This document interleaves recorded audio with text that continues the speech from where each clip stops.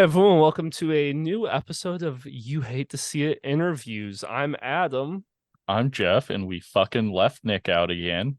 Yeah, I don't know how many episodes of these interviews he's even going to be a fucking part of this year, but we'll see. This week, we'd love to introduce everyone to John Benedeck. He's a friend from college. John, what's going on, man? Hey, currently driving in Chicago traffic. So I'm kicking it off with the Chicago experience. It's Oh yeah, mostly traffic. yeah, Yeah. that's always exciting. I was gonna say, Oh so yeah. basically you're just sitting in your car, not going Yeah, anywhere. and right now I'm going 45 miles an hour. How Yeah, about that? I I haven't gone can't. 45 all afternoon. This is crazy. It's But going to be great when you hit the spot where you go 10 miles an hour on the yep. highway. Oh, all I see is tail lights. I'm milking this speed right now, but I can see. Yep, there we go. Slowing down. There we go. Yeah. Well, that was short-lived. Yeah, it was exciting while it lasted. Yeah. So, what have you been up to since college a little bit before we get into your current big stuff? Okay, well, I graduated with you, Adam, Mr. Mm-hmm. Benedeck. We were in journalism together. We were in broadcasting and the sports broadcasting and all that fun stuff. And Mm-hmm. I initially pursued a producer's job at a station in the city, UIND, and did that for a few years. And in the midst of that, I also was a freelance podcast producer. So anybody, anywhere who wanted podcasts put together, I would do that on the side. And actually, it was pretty lucrative and a really fun gig because it just seemed like it was a pretty similar format across the board. And I used my degree as much as I could because it was fun. It was good. Mm-hmm. And I'm also a musician, so I did some freelance stuff for a couple agents who they broker parties and some weddings, and I gave that a try. I was just trying to make something stick to see what happened. Mm-hmm. Full-time job came a little bit later, but it was, we all experience that after college, unless you're teeing up to take over a law firm or so, something. You're Mm-hmm. not really going to find this anchored awesome full-time job out of the gate. You got to kind of grind a bit. So the A big past few years media is lie when you can just get out of college and have a fucking job set up. no, seriously. And yeah, I really and I wish, I'll go on a tangent a bit, but like in high school, they don't teach you how to do your taxes. They don't teach you how to manage your credit card debt, but yet you can sit down as an 18-year-old and sign a like six-figure loan for school. Like, how do they expect you to be equipped or prepared for this kind of stuff? And you start to really realize, like, man, like I could have benefited from at least a little bit of financial expertise in I school. probably could have not But gone to college and still been in the same place I'm in right now. Same. and way more people, and thank God for that. People are realizing that, like, oh, I can go into the trades, or I could just be really good at something and learn to market myself, and maybe get a business associates, or so I know how to run a business and Mm-hmm. start a small business somewhere. I hope that people catch on because college is becoming a ripoff. But Yeah. anyway, yeah. So I did the producing stuff for a while, and through that, and I don't want to pigeonhole this whole thing, but one of the podcasts I did was a guy out of Lake in the Hills. His name's Stu McVicker. He runs this charity organization where he has people over at his house, and his house isn't just any house. It's called Club for 100. It is this tricked out Cubs man cave. You think of the biggest super fan of any sport anywhere and multiply it by 10. That's Mm-hmm. this guy in a Lake in the Hills, and he has players over and all these Cubs personalities, and charges an admission for people to come and meet them and listen to Q&As, and gives all that money to his charity. And he wanted to start a podcast where he would record those interviews. I was that guy. So I started to produce his podcasts, and I would be at these events, and you brush shoulders with a lot of interesting people, and I'm still helping him out with that. But yeah, that's basically all I've been up to. And so, how did that lead you into becoming the organist for the Cubs? Oh, there it is. No, yeah. So while at these events, Stu happens to have an organ that was at Wrigley in the 90s Mm-hmm. in his basement that no one was playing. he found it on auction, and it's just kind of been sitting there. No one plays it. And I'm like, hey, I have a classical piano background. Maybe I can make it work for me. It's a little bit of a different animal when between the organ and the piano, but it's similar enough where you could turn it on and make something happen. Mhm. So at the events, when I wasn't working on the interviews or recording, I turned it on and I would play Take Me Out to the Ball Game or something else. And people got a kick out of it. People loved it because it's like, oh, it's not just this Cubs kind of museum looking place. There's an engagement here, and they enjoyed that. And I think it was the Mitch Williams event. We had the flamethrower from the '90s. He came, and I was playing, and someone caught me on tape. This was the year after, excuse me, the year after Gary Pressey retired, and someone put a video out of me playing, and it got some attention on Twitter and whatever. And that was like January of 2020. And then come the beginning of February, I wake up to this email thread with a bunch of people, the Cubs, and this guy he's one of these super fan guys. He threw my hat in the ring without me knowing, and it kind of teed up this whole situation where I would send in an audition tape. They asked, "Hey, like I heard you." They say, "Hey, I heard you can play. Feel free to send it in." They sent me scenarios, and it very quickly went from I have nothing to lose to holy crap, this actually might happen, because they kept calling me. They kept asking, "Hey, can you do this now? Hey, get on the phone with this guy. Oh, hey, we're bringing you down to the ballpark to audition on the actual organ." And I'm like, I could have died that day. Like going down to the ballpark and I'm playing and I look to my right and there's the scoreboard and the IV, and it's February, it's freezing, but it's still Wrigley. Like I'm a huge Cubs fan. I'm like, this is Wrigley Field. Yeah. And they put me through a whole like hour-long simulated game where they just would be on the headset and they'd hey, I got a man on second. What would you play here? And then I would do something, and then they had me do a bunch of other stuff. And then there was all this fun, awesome conversations, and it was very conversational, a lot like this. It wasn't really like a formal interview. But then about 5 days before the world shut down, COVID, they called me and they offered it to me. So that was right before. Work for a year. It wasn't as long as I thought it was going to be. So that was March. It was right before St. Patty's Day. They called me and offered it, and then everything got shut down for a couple of months. And then the Cubs had this awesome idea. I think it came from Ricketts himself. He's saying, hey, we don't know when baseball is going to start up again. People right around this time of year, this is about middle of May, people will be at Wrigley right now. So let's do something at Wrigley. So he had the idea of flipping the speakers on Friday afternoon as people are getting off the L to come home, and have the new organists play. So they had me come down. I think it was May 15th. I think I remember the day because it was a couple days after my birthday, May 15th. And they just had from 5 to 6 p.m. they had me play the organ, and people would set up lawn chairs on the sidewalks on Waveland and Sheffield. Huge response. People loved it. So we did that a few weekends in a row. And that's how they viewed me. They had a press release and all that stuff. They made a whole pomp and circumstance. I was like, it's just the organ. I don't know. But people seemed to respond. And then baseball actually came back in July of that year. And no one was there. No one was in the stadium. But it was a good time to really get the rhythm of the game down and work through the kinks and all that stuff. And then by the time 2021 rolled around, when you have partial capacity and then eventually full capacity, you were already in your rhythm, and the rest is history. Way to be the luckiest person ever. Yeah. Dude, you're not joking, man. It's like, I think, so when I explain to people like what kind of musician I am, like I do have the classical training piano, but I don't like reading music. I listen to stuff and I play it back, and I can think of like there's very few jobs where that is super beneficial. Improv piano player, that's one. And I'm like, okay, you could do that at a piano bar in the city at like Howl at the Moon or, Andy's or something like that, or a ballpark organist.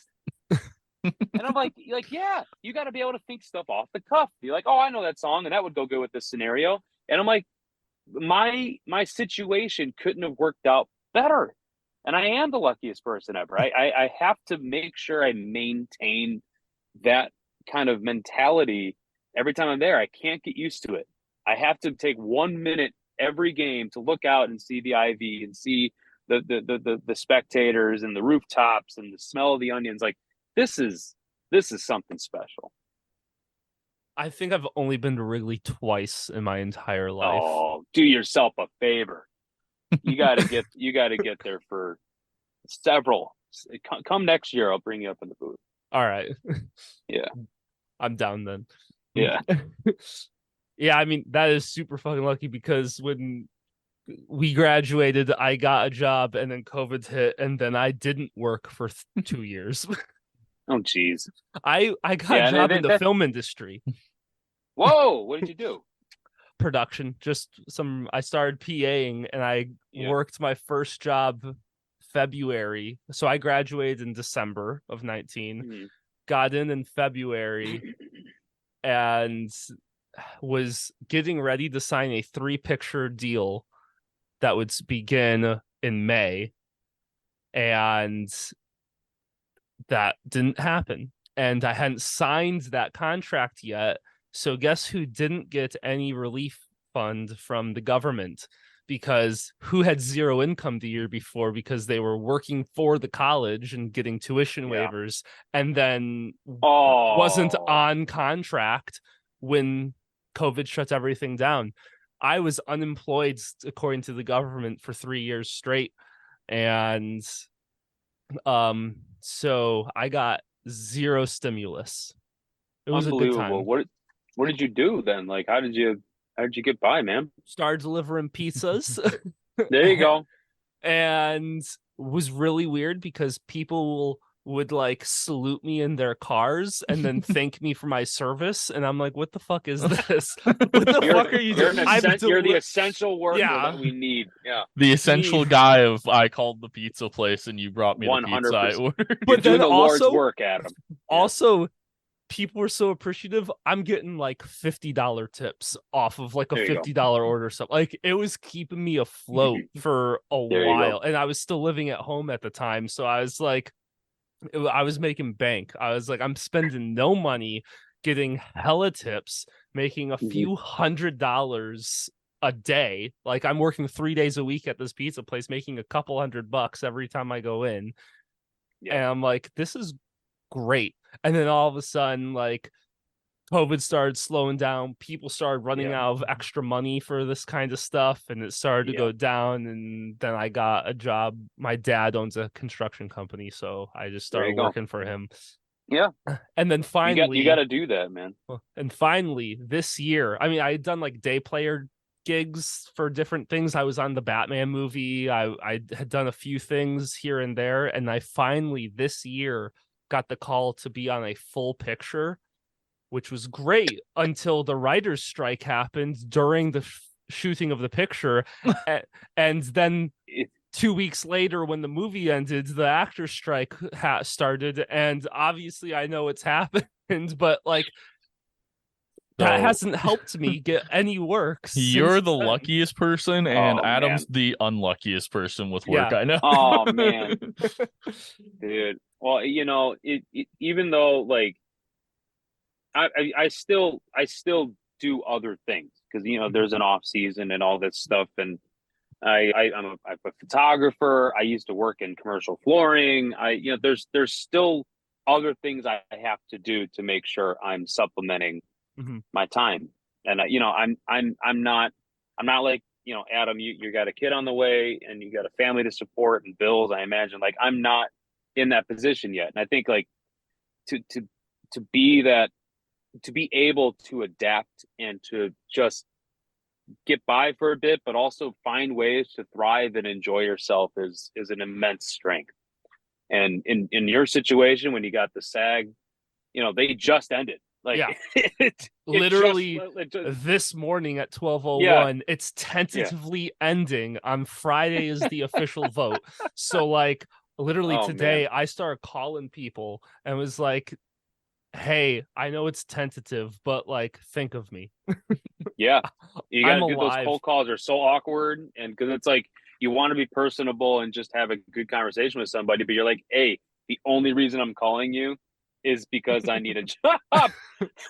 And you don't want to be ulterior and just the guy looking for a grind, but it's like, man, you gotta work, and I think people need to realize that movies pay well too. So like even where I'm at on the bottom of the totem pole, like I work for 1 month on a movie, and that is 2 months worth of income for me. Like that, There you like go. do it. Like if you split up if you look at the full math of it, I'm like, I only have to work half Mhm. the year, and Yep. I'm good. So I'm like, Yeah.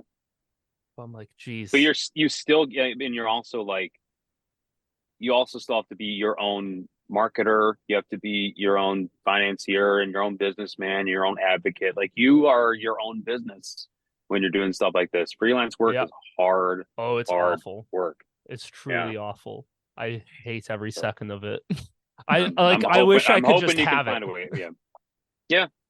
But it's all referrals and reputation. So if you just do good work Yeah. in this industry, people will remember that and they'll take notice. Like, this guy was so unproblematic. He was the best gripper we ever had. He packaged things well. He was on time. You need him on your crew. But yeah, So on the movie I was on, the first AD like fell in love with me. And like boom. I was like, great, like so I'm set. And then obviously I can't work now for months. So Oh now man. I'm like, all right, like as soon as things, I'm calling like the people I'm close to right now, and Mm-hmm. like as soon as like it's not tentative anymore, oh, Mm-hmm. I'm going to be annoying. People are going to hate me. Like I'm going to be on the phone every I'm second. gonna burn like, every bridge I built. yeah. No, people get it though. I think everyone's on the same boat. Yeah. They'll get it. But, Yeah. yeah.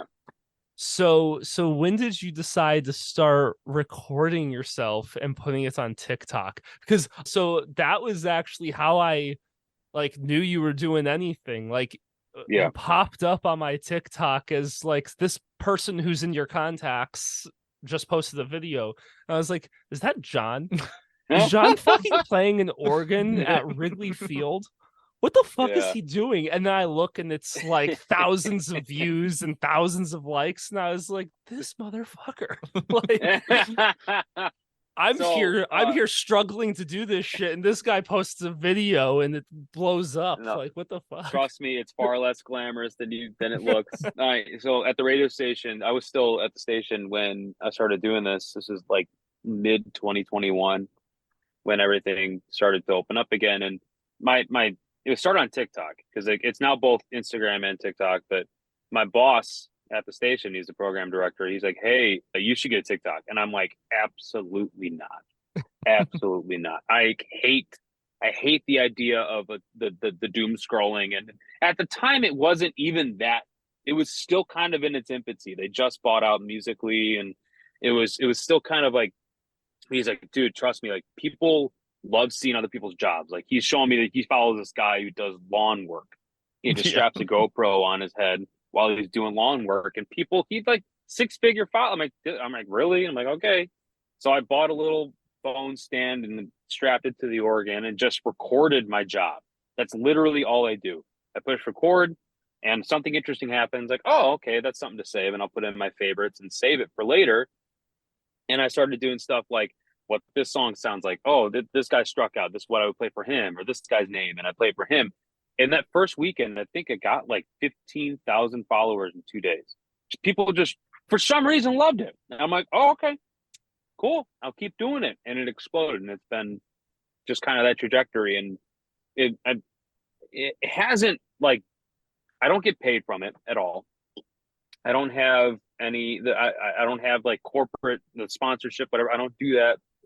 If anything, it's stuff like this where like it connects me with people in my past, or it connects me with people who have interest. It helped me get the job for the College World Series because it was brand awareness there where like people are like, oh, I know the guy at Chicago. They're looking for a new guy.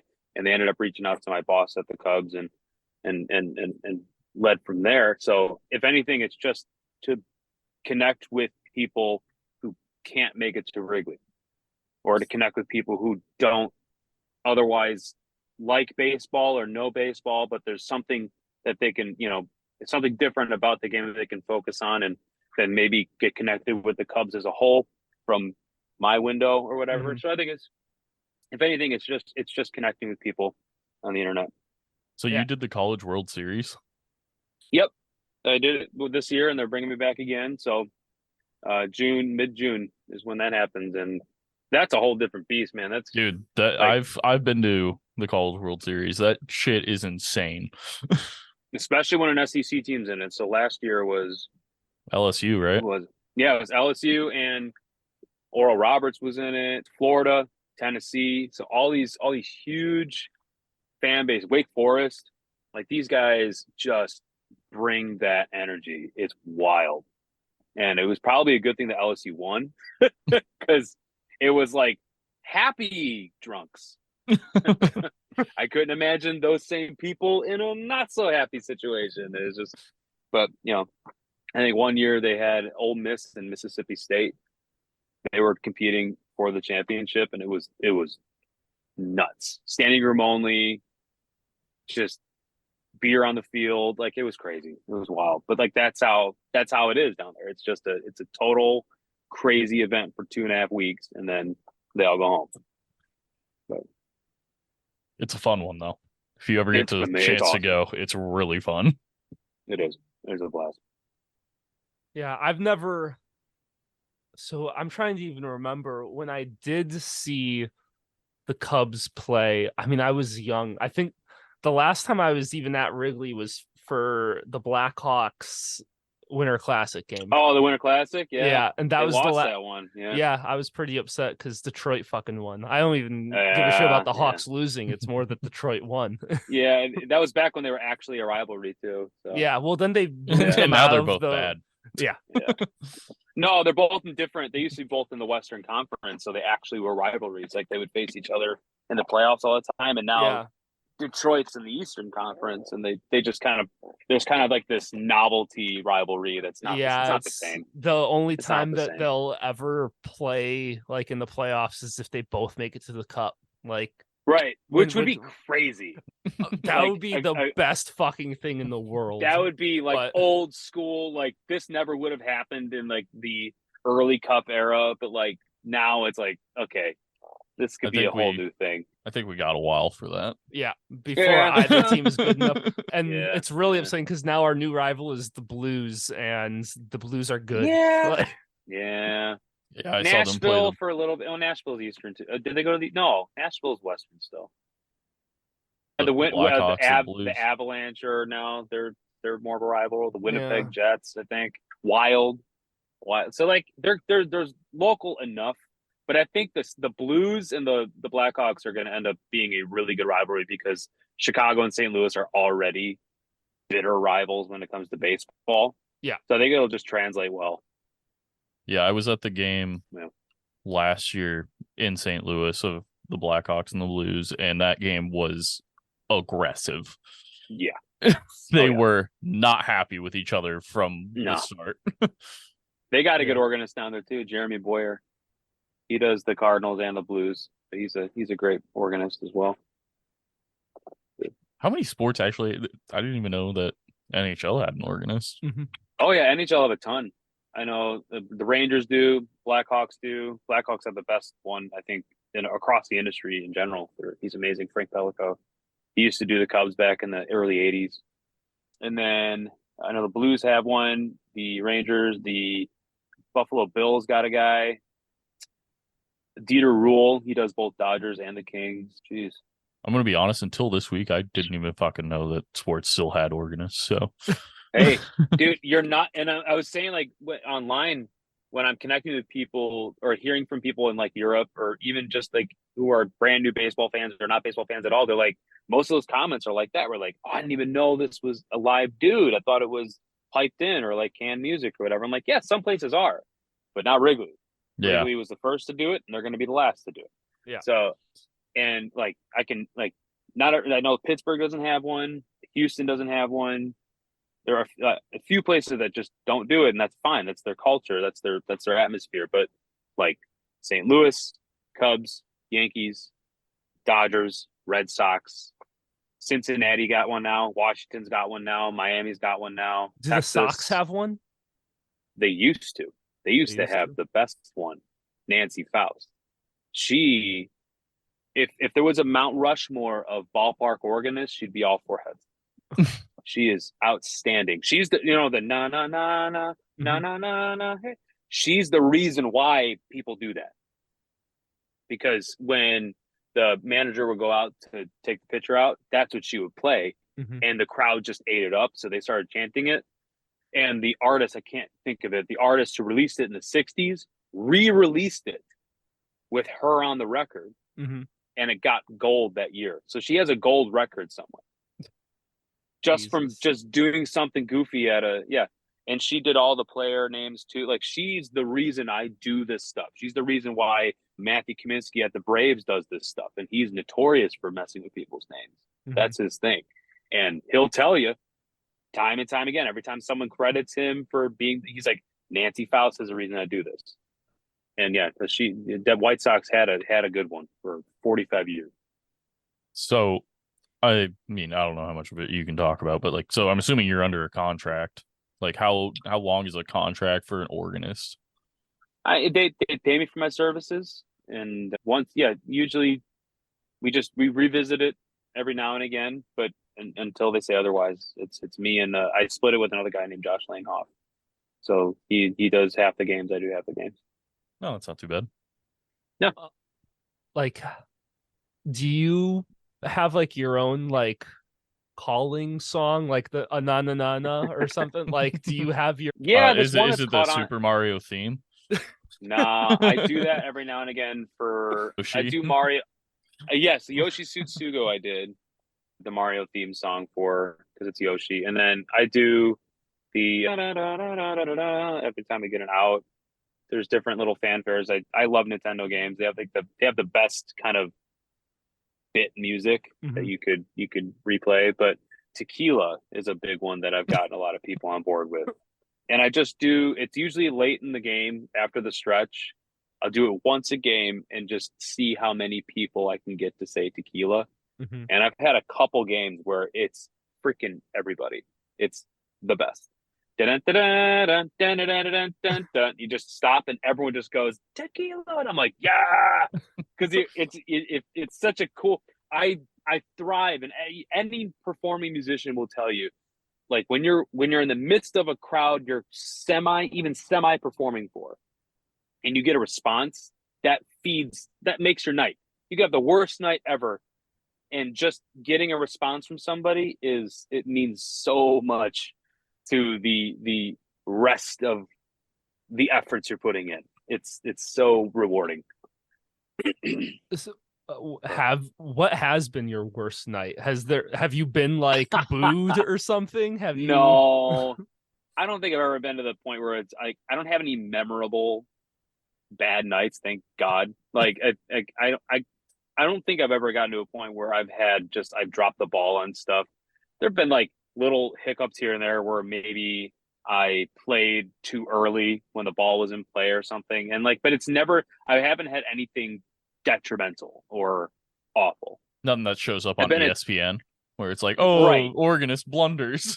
Top 10 Seriously, organist fuck ups. Like, seriously, and like, everybody sends me the same stupid video of that organist in the minor leagues. I think it was the Daytona Cubs or something, who played Three Blind Mice and they kicked him out or something. And everyone's I like, saw "You that. should totally do that." And I'm like, no. Hilarious, but no. What do you understand? Like, they'll just say, "You're done, you're gone." Like, it's not like there's any monetary exchange with me being there. It's like, no, you did something to upset the game. That's not your job. Your job is not to affect the game. Your job as an organist is to enhance the experience of people at the ballpark. That's your only job. And if you're trying to mess with the game, you're not doing your job. It's just plain simple that people need to get. Same with the DJ. Same with, your job is to enhance the fan experience. That's it. So what's been your most like memorable, I guess, TikTok, I guess? Like, what's the one that people gravitate towards, and what's the one that you really enjoy that maybe people don't enjoy so much? Dude, that's a good question. So the one that got the most views, I think did I pin it on TikTok? It was last year's one of the tequila ones. It was one of the first tequila ones I did that I actually, that I think it was from that video I started doing it every Friday. So every Friday I would post a video of me doing a tequila. That one got like 18 million, something like that. And people liked it. So I think that was the one that people responded most to. I do record a lot of longer videos where I'm covering a song, or I do like a narrated thing about the history of the organ or the history of Bob. I did a couple of those, and they took a lot of effort. And I'm like, I don't need to spend that much time making these videos. But I did take me out to the ball game last year with Robbie Gould, good as gold, and he brought his kids with him. So they joined him on the take me out to the ball game. And his son, I forget his name, he just hijacked the mic and was just screaming it into the microphone. Like, go watch the video, because it's just him yelling this monotoned version of Take Me Out to the Ball Game. And I couldn't control. I was dying because it was hilarious. And you could just see everyone smiling and laughing because of it. And it wasn't annoying. It was just like, yeah, of course, it's a kid. Of course, when you give a kid a microphone, he's gonna have a shining moment. So I think that was my favorite. I'm glad I captured that. I try to capture as much, especially if it's like a planned moment. I try to capture all the stretches. I capture most of the intros and stuff like that I play for, just because they're really good memories for me. And you never know what's going to be fond, because you could have a moment that's just kind of a passive, then you look back like, oh, that was a really fun time, and I go back and watch it. Yeah. How do you are you constantly, you don't read sheet music really, so are you constantly like at home, like sitting there, like being like, all right, like what's the next popular song that's happening, like just in case I need to use this for something, like let's memorize sure. it. Like, yeah. I spend a lot of time listening to stuff I wouldn't otherwise listen to. Like I learned a lot of Taylor Swift last year because of her whole thing, and some other stuff. And I try to add. So okay, I'll backtrack a little bit. Before the game begins at gates, so as soon as gates open, the organist, me, will play for about an hour of just music. And we have our favorites that we go to. I like going to, Center Field by John Fogerty, or Build Me Up Buttercup, things that people know. And I try to add at least one or two songs every day that are new. So right now my repertoire is at about 350 songs I can just play. So that are on the organ. I have the settings and everything. Like during the game, sometimes I'll have my iPhone or whatever with Spotify up, and I'll listen to a song. I'm like, oh, that'll be great to play here. Or I'm on Twitter, like, hey, what do you guys want to hear? And people put in their requests, like, hey, during a foul break or something, can you play 20 seconds of this Zeppelin song? And I'm like, yeah, sure. So I'll look up the Zeppelin song, and I'll be able to I'll attempt it. I don't nail everything. I'm not this prodigy that people think.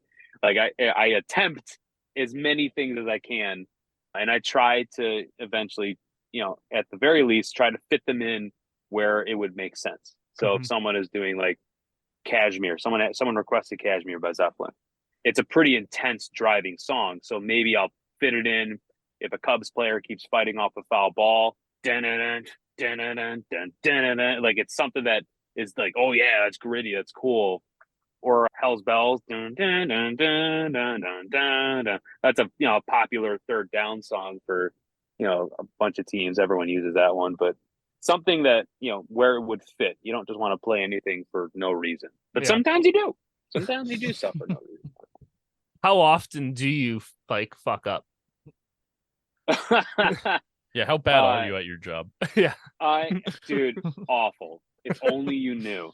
It's a good thing I'm really good at pretending like I'm good, right? Yeah. No, I make a mistake at least once or twice a game, like where you miss a note, or you accidentally hit something, or but you get really, it's almost like you're just doing your job. It's not like you're perfecting this skill constantly.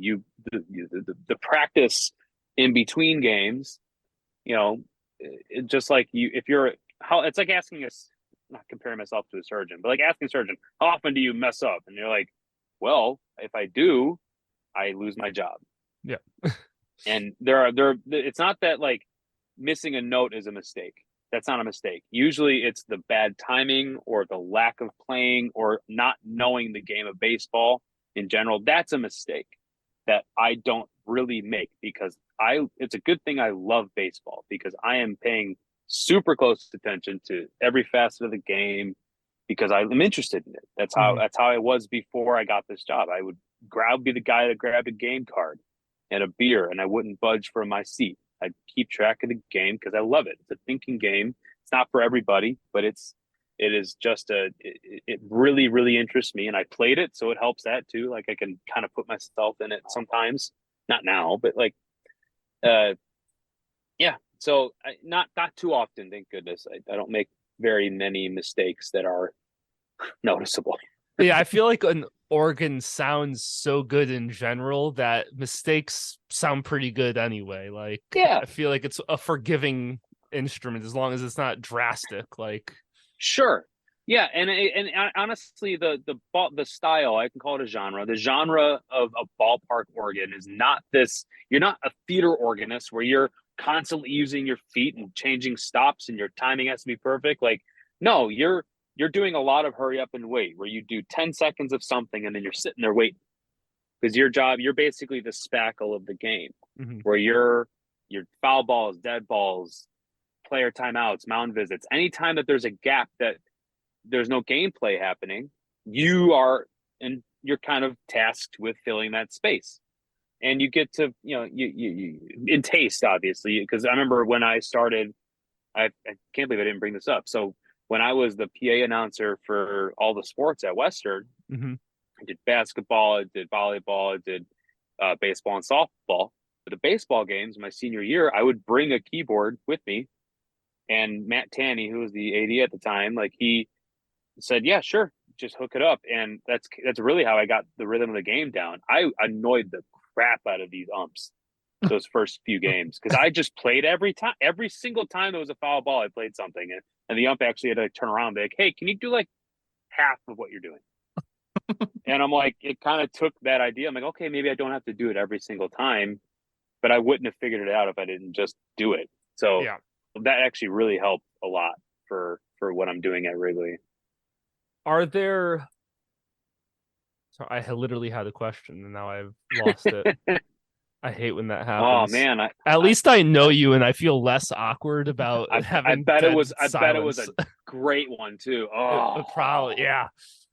God. Would have changed the trajectory of our podcast forever, but here we are. Yeah. It always sucks when this happens and it's like Tommy Chong or something, and I'm like, I'm sorry. We think we're professional. It's fine. But... Actually, it's not that bad with Tommy Chong. He just Tommy Chong more. Was pretty cool. He would just smoke more during the downtime. So I mean, like, you guys interviewed Tommy Chong? Yeah. He didn't he record in like his fucking closet or some shit? No, he was in like his bedroom tucked in a corner, but the fucker got so he was using his phone. So like, what a hack. He used his phone. Yeah. At least he was in his house. Like, so he's like over his phone, like doing this, and like I'm like, what the fuck is this guy doing? Like, he's just like half, like he's still communicating and stuff, but he's like doing something else. Like, what the fuck is he doing? And in my head, I'm like, so unprofessional. Also, we're the guys that we get drunk or get high normally on our episodes. And with guests, we tone it down a lot, but like, we just go have fun. And I'm like, what's this unprofessional guy doing? And then he pulls out with the fattest doobie I've ever seen. And he like has like the wood thing to help like roll it and stuff. And I'm like, I don't know. And he's like, and he sits back and leans back, and he like right at that moment he like lit it, took a big puff. And right at that moment, he had mentioned something about, because he had been talking about how beautiful his wife and his daughter are. And he made some comment that him and his wife went to Italy and stuff. And I was like, this is my in. And I love food, and I'm kind of a foodie. And I went, hey, like Italian food, like Tommy, you just went to Italy. Like, tell me about the food. And he goes, oh, the tomatoes. You've never had a real tomato. And then he went on like a 20-minute tangent on tomatoes, just tomatoes from Italy, while smoking. And I was like, this is what I'm here for. I've lived. It would be weird if he didn't light up. Well, the thing It is would've been it was weird. like the first like 10, 15 minutes, like he hadn't or anything. And like we were kind of drinking and stuff. And usually before episodes, we try to tell people like, hey, like we drink. If you want to drink or smoke or whatever, do it. Like, because the video doesn't get released to the public. It goes on our Patreon. And I don't know if we didn't mention it to him or something. But like once we like told him, we're like, you can like smoke or do it. You're fucking Tommy Chong. Like that's your whole shtick is just being high Literally all the time. Everything about him is And we're like, you can. He's like, oh, perfect. The rest of the show, he didn't have. There was not a moment where he didn't have weed in his hand. Like, and it was like one of those comically big ones. Like it was small on the one side, fat fucking back on the other side. But it was rolled to perfection. Oh my god, it was amazing. I was like, what the fuck am I doing with my life, and why do I love it so much? We probably would have talked to him for like 5 or 6 hours if it wasn't for the fact that I think one of his daughters came in and said that like they needed to go or something. Yeah, like he had like scheduled it out. Like we said, we record for an hour, so he had like his daughter come in to stop him at an hour, basically. So but yeah, I gotta go, Dad. Wink, wink. Yeah. Well, it was so much fun. Who else have we had on? Tommy's like the highlight for us. We also had that sounds fantastic. Dee Wallace. Do you know who Dee Wallace is? No, who's that? She's like she was the scream queen of the 80s.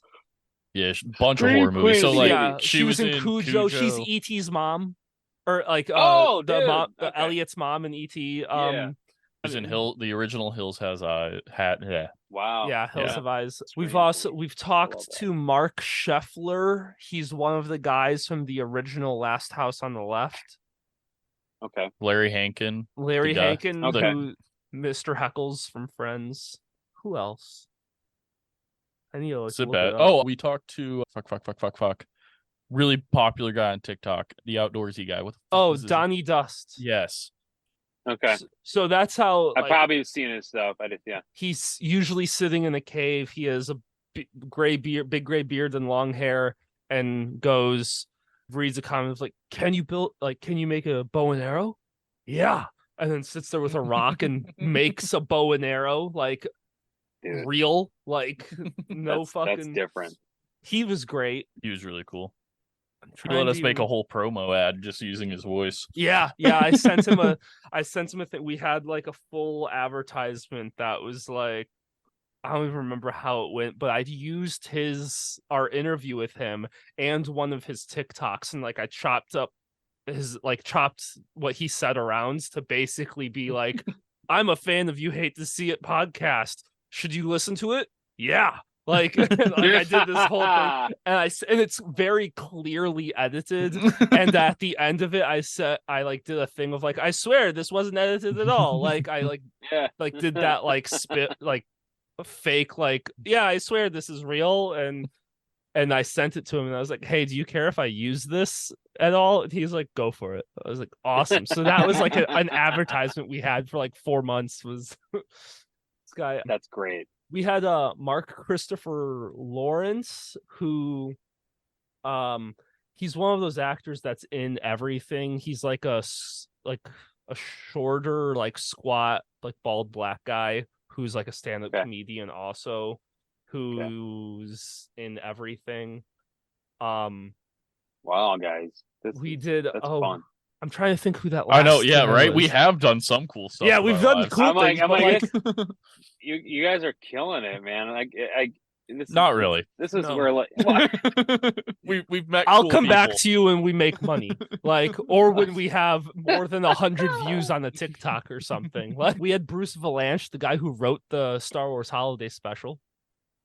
I'm sure it's like he's like, hey, I know I wrote this, but can we talk about anything other than we spent the first 30 minutes talking about that. Like, because I had questions. I had Oh, fan questions, and I reached out to Reddit and I would have stuff, questions. and I I'd be like, compiled like a what was list that? of questions.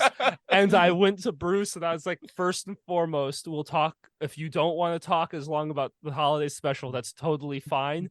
It's going to end the episode, but I'm going to ask you those questions first, so that we can get through as much as we possibly can, and then however much time we have left, we'll fill in with other things, because this is what people want to listen to. And we spent half an hour talking about the holiday special. We also had that's one I'm gonna listen to that, because I want to hear what he's got to say. We also had the James Bond guy. He was like he's like James Bond, like historian. He has written every edition of the James Bond encyclopedia. Wow. I was unaware of like okay. So like kind of like a wiki thing where it's like all the characters and their backstories and like when you go everything. when you Like, buy it's an in-depth. encyclopedia of, and he's like the actual book encyclopedia, and it's like every gadget, every car, every suit, every actor, every character, everything. And he's done like, I mean, he's made like 4 editions. Wow. And like, because every time a new James Bond movie comes out, he has the connections to the studio and stuff, and can take photos and interview and do things, and just keeps building up. And he, like, in his, just as a hobby, he keeps it going. And then the publisher will come to him at some point and be like, hey, we want you to release a new one. And then he doesn't have to do a whole lot of work, because as a hobby he does it. So then he'll go and be like, all right, here's all the next stuff. The next movie's coming out in a year. We should probably release it. Like, let's get an early copy of that movie, and I'll add everything from that movie, and then it can come out when the movie comes out. Like, and that's like, that was actually one of the really cool ones that, like, I was very unexpected, kind of blindsided. Because that's something by. that like people don't think about that. Like, it's one thing to have like, oh, we had Pierce Brosnan on, like, but like you had the guy who knows every single inner working and facet and corner of this franchise, that he could tell you anything. You can ask him like, hey, what's the backstory of this, or hey, why did this happen in this scenario? And like it's something that people don't think about. I think that's really cool. Yeah, we've had, I think in all of our interviews, I think we've only had like 3 duds ever. Like, of people who did the whole 4 now. Yeah, this probably won't even release, so I'm gonna be honest, I just don't like you. No. Honestly, I can smell the WIU from here, and I hate it. You're bringing back a lot of bad memories. The empty cans of natties on my car floor right now. Keystone Ice. I can actually I can smell the Ritz in the Forum from here. So did you ever go upstairs at the Ritz? Yeah, I went up there once. I've been up. Well, I would go out with Marcellus a bunch, dude. and he loved the upstairs. Lucky, how's Lucky doing, man? I haven't spoken to him in years, but last time I talked to him, I saw he posted like a Snapchat that he moved to Atlanta, and I texted him. I was like, "You get on a Marvel movie, I'm coming to Atlanta. Like, you let me know. Like, I will be there." Like, because he's also like PAing and working in the industry and stuff. So he's trying to do music stuff. I think I followed, get some stuff on Facebook that he posted. He was doing music. I mean, so it's been great having you on. Yeah, have you just been sitting in a fucking parking lot this entire time? Yeah, dude, I'm at a U-Haul parking lot right now. Only the classiest things for this podcast. I know. Well, I wanted to be able to like engage, because it was a lot of traffic, and I was afraid I was going to get distracted, so I just pulled off. I'm meeting the guy watching the Hawks game tonight, so I'll be heading over there after this. So. But yeah, it was a pleasure having you on. Nice to reconnect after years. Seriously, I'm really glad you reached out. It was refreshing to see you're still doing stuff, and best of luck to you, because I know, like I said, this is a grind, but you're gonna kill it. You're making good connections. You're still like, people like to feel human, And when you just level with them, and we all know we got to work and have a job, but like, don't lose sight, man. You got good skills, and you're a good people person, and you'll be good. Yeah, we're actually having Will Buss and Roger on Oh, next week. So dude, like I their episodes aren't releasing for 6 months, but dude, Roger and I every now and again will meet up at a like amusement park because we both love roller coasters. So he's a character. He's wild. Yeah, I was like trying to schedule, and he's like, "I'm retired. When when do you want to do this?" Seriously, he's bored out of his mind, so he'll just go on road trips by himself. He probably is like, finally, someone wants to talk. Let's do it. Yeah. Hey everyone, thanks so much for listening to this podcast. You can watch the unedited video version on our Patreon. Just go to youhatetoseeit.net for all of the links and for that content. It's been a pleasure, man. Thanks so much for doing this. Do you want to plug any of your stuff? Get some more followers on your fucking TikTok and Instagram. Yeah, it's all right. Yeah, so TikTok is Johnny B on the keys, all one word. Instagram is just.johnb. Twitter is just John Benedeck, Benedeck. Those are the three main ones that I do this kind of stuff on. So, awesome. Right on. Thanks so much. Thanks, Adam. Thanks, Jeff. You guys are awesome. Thanks for coming on. W.GG. Yeah, go to w.gg and use promo code YLUH82CIT for 10% off your order. W.gg, the place for all of your energy needs. Fuck you, Nick. Yeah. Bleh. Okay.